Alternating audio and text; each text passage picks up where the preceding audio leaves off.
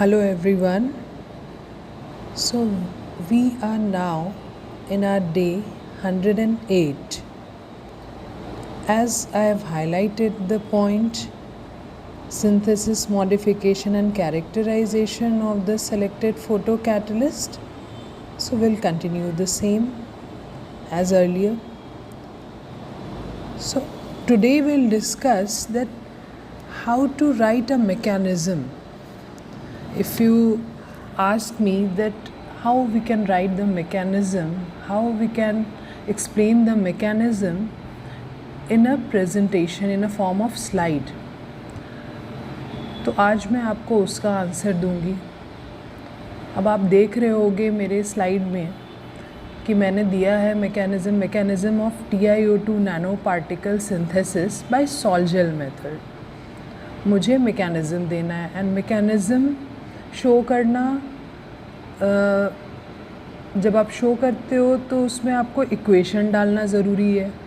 तो आपको step by step equations डालने होंगे. तो आप क्या कर सकते हो कि आपके पास डिज़ाइन टूल्स हैं. प्रेजेंटेशन अगर आप PPT में डालना चाहो तो डिज़ाइन टूल्स अवेलेबल होते हैं उसमें, तो आप उसके थ्रू डालो. कहीं से कॉपी पेस्ट मत करो. जैसे आप इसमें देख रहे होगे कि TI ब्रैकेट में OC4H9 ब्रैकेट क्लोज्ड 4, तो 4 नीचे ही होना चाहिए, 9 नीचे ही होना चाहिए. बस इसी तरह डाल दिया, कहीं से कॉपी पेस्ट कर लिया. This will give a very bad impression. तो ऐसा मत करो. किसी भी चीज़ को प्रॉपर वे में करो. It's very easy. आप जाओगे इंसर्ट इक्वेशन, उसमें आपको सारी चीज़ें मिल जाएंगी, उसमें बस डालना होता है. It's very easy task. तो आप इक्वेशन वाइज उस मैकेनिज़्म को डालो इन ब्रीफ. अगर आप डिटेल्स में जाना चाहो तो आप अपने थीसिस में डालना, जो मैं आगे एक्सप्लेन करूँगी. लेकिन यहाँ मैकेनिज़्म अगर आप डाल रहे हो इन PPT तो वो आपको शॉर्ट में डालना है. जस्ट इक्वेशन 1 एंड 2 मेन जो इक्वेशन होता है, जैसे मैंने यहाँ पे अपने 2 मेन इक्वेशंस को डाला है और उसको एक्सप्लेन किया है.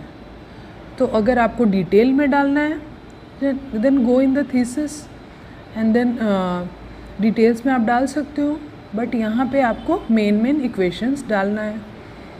तो और थोड़ा सा डिस्क्रिप्शन देना है ऊपर, जैसे आप देख रहे हो that the reaction was performed at room temperature and based on hydrolysis and condensation of tetrabutyl orthotitanate. The hydrolysis reaction of tetrabutyl orthotitanate leads to the formation of original nuclei and so on. तो मैंने क्या किया है कि 2 main equations, 2 main process, जो उसका base है उसको मैंने एक्सप्लेन किया है. ठीक है. तो ये आप बोलोगे कि मैम आपने तो बोला था कि पैराग्राफ नहीं डालना है, तो हमने बस इक्वेशन डाला और छोड़ दिया.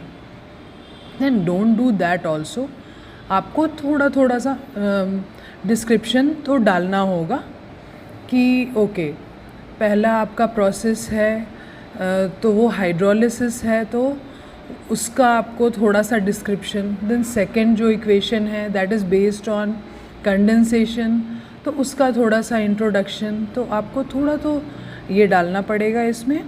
तो डोंट डू दैट कि आप कहीं से कॉपी पेस्ट करो इक्वेशन को, that will look very bad, है ना. और दूसरी चीज़ कि आपको जो मेन इक्वेशंस होते हैं वो डालना ज़रूरी है एंड थोड़ा डिस्क्रिप्शन उसका डालना ज़रूरी है in brief.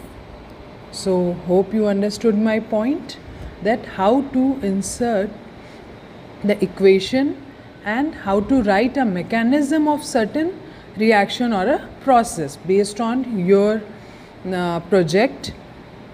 So till then, work hard. Thanks a lot.